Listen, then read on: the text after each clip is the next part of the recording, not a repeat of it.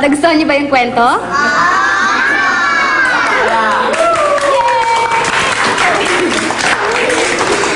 Ate ganda, lahat po ba tayo may Prince Charming? Oo naman, Gelay. Lahat tayo merong special someone na destined para sa atin. Ha? Ano po yun? Ay nako, Gelay. Bata ka ba? Paglaki mo, maiintindihan mo. Nagustuhan mo ba? Ate ganda, salamat po ah. Say-say ako.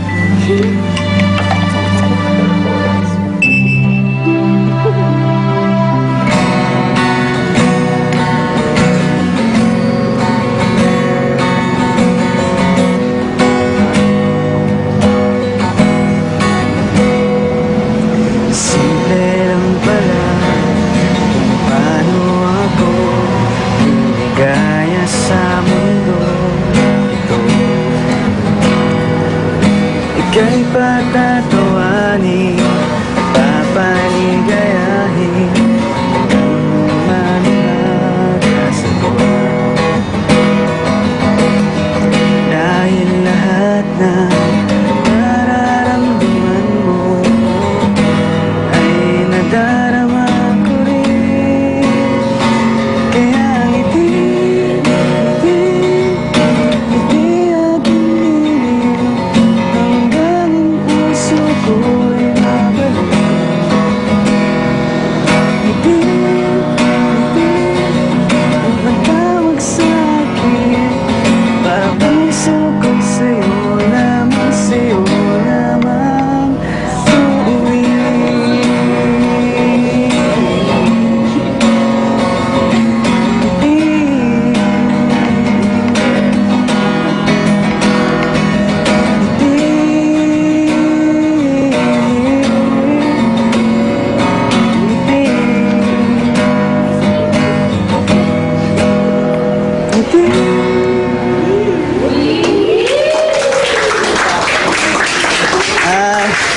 Tapos na yung concert.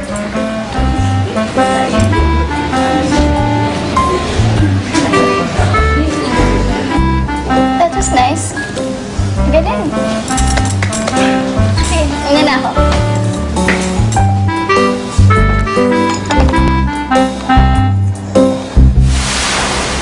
Hindi ko alam, may soft spot ka rin pala sa mga bata.